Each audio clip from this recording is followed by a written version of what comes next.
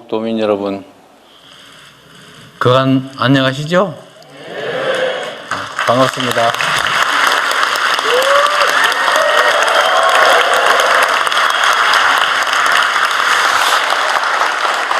네, 제가 말씀 본격적으로 드리기 전에 우리 김관영 지사님도 오셨는데 인사 한번 하시죠. 얼굴이라도 한번 보여주십시오.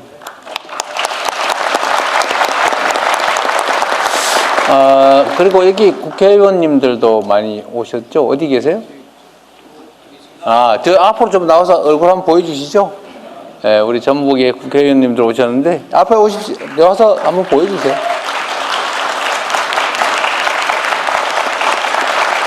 네.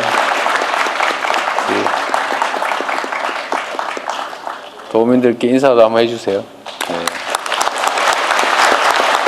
네, 여러분 박수 크게 부탁드립니다. 네, 우리 전북 국회의원 여러분들 일 열심히 잘하고 계시죠? 네, 목소리가 아닌 것 같은데.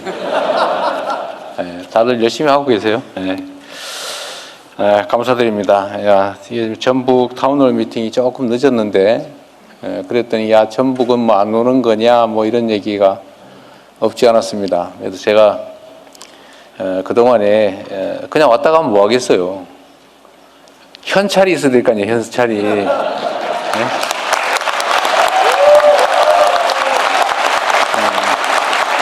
그래서 그동안에 우리 정책실장님하고 관계부처하고 또 관련 기업 회장님들 여러분들하고 계속 얘기하고 또 설득하고 준비하고 해서 결국 오늘은 꽤 큰 성과를 하나 이제 객관적으로 드러낼 수 있게 됐습니다. 전북의 제일 뭐 관심사이기도 하고 또 한편 어찌 보면 골칫거리이기도 한 게 새만금 문제 아니겠어요? 저게 제가 시장 나올 때부터 있었던 얘기고 그 이전부터도 있었던 일이고 대통령 선거 할 때마다 뭘 어떻게 하겠다 약속은 했는데 그 후에도 지지부진해서 참 화나게 하는 아이템 아닙니까?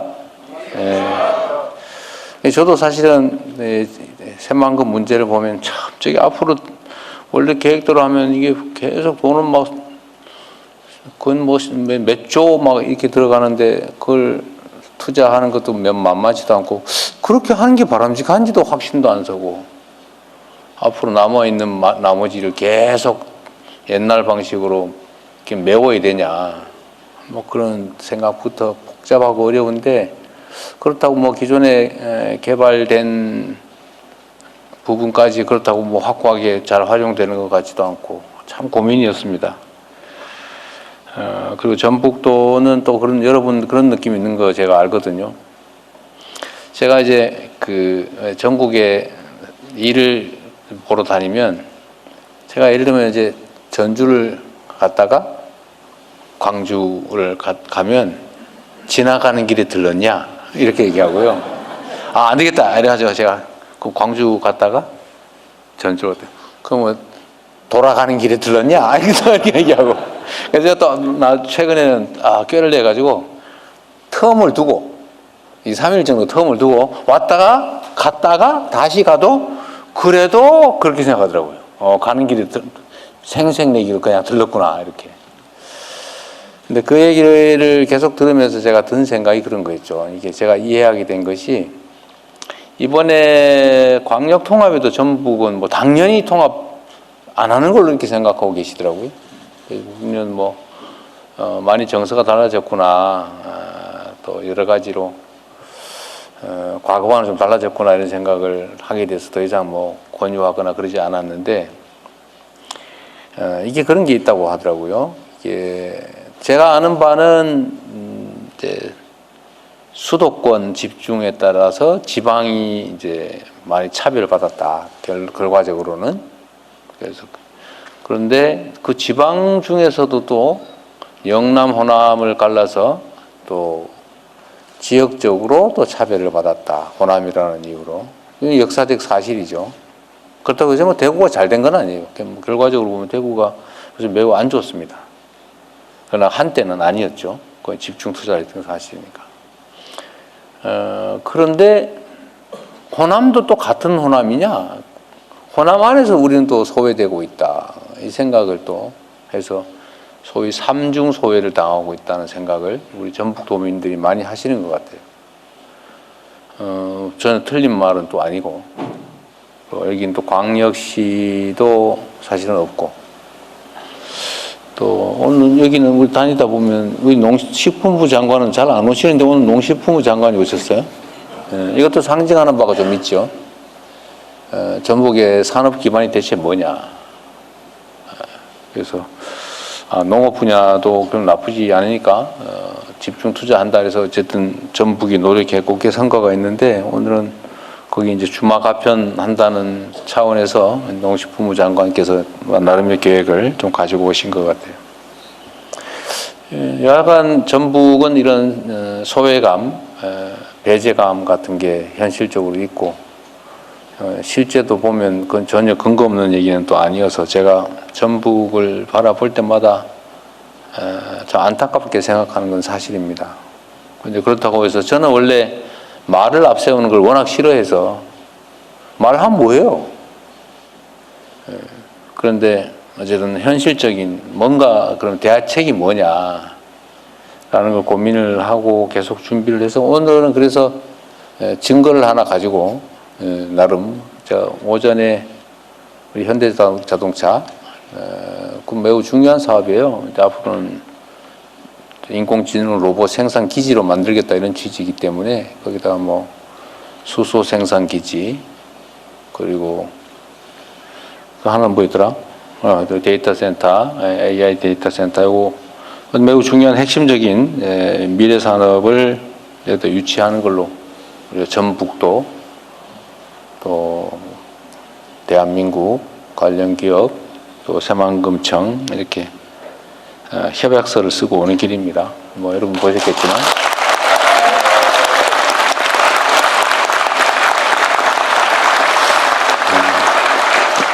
그리고 앞으로 우리 대한민국이 주력해야 될 일 중에 정말 그 중에도 핵심이 저는 지역 균형 발전이라고 봅니다.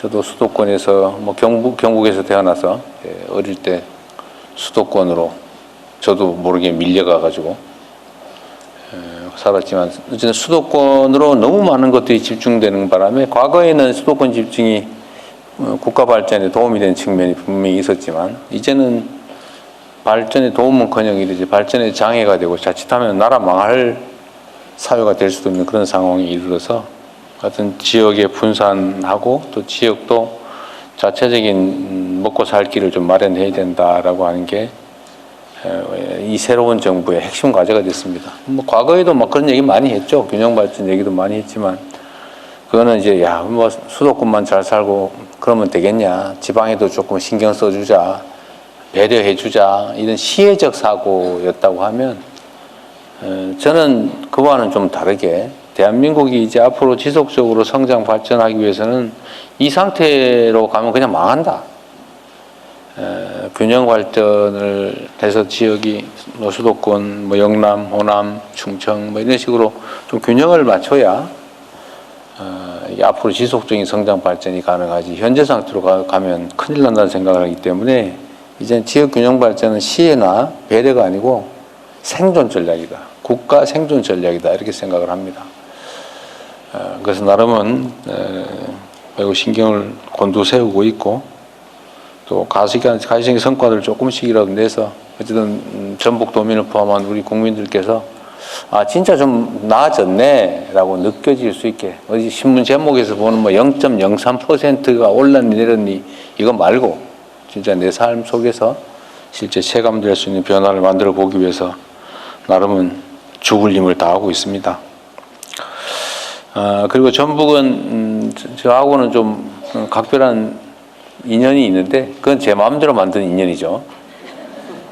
저는 동학혁명이 가지는 각별한 의미를 언제나 생각하고 살았는데, 사람이 곧 하늘이다. 이게 대한민국의 민주주의 사상과 딱 맞아 떨어지잖아요. 그래서 제가 모두 함께 사는 세상 이런 표현 좋아하고, 그래서 함께 사는 세상이 사실 대동세상이죠. 대동세상이고, 동학혁명의 그야말로 근본 사상이라고 할 수 있을 텐데, 그 동학혁명의 발상지가 또 전북이기도 합니다. 새로운 정부의 이제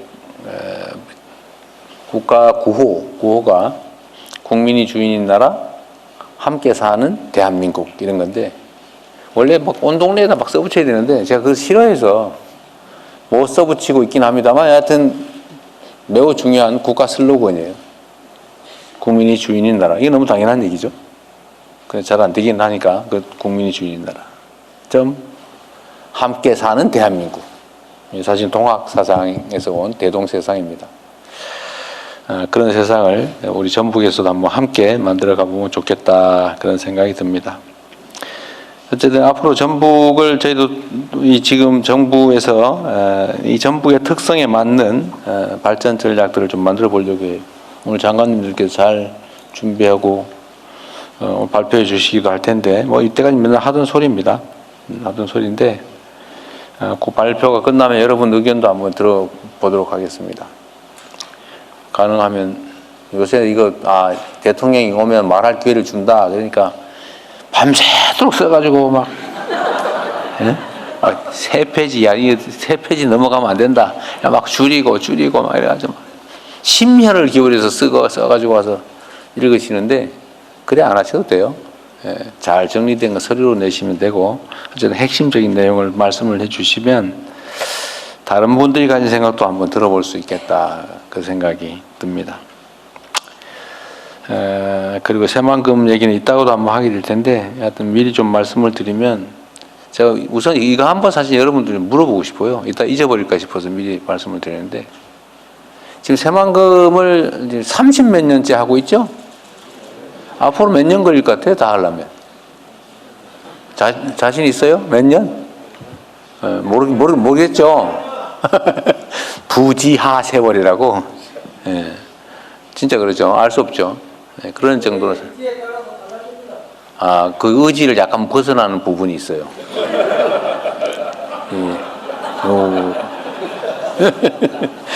이건 내 마음대로 안 됩니다. 예. 그런데 과연 그게 효율적이냐. 원래 계획대로 그걸 다 메워가지고 땅 만든 다음에, 옛날에 그걸 농사 지으려고 그랬잖아요.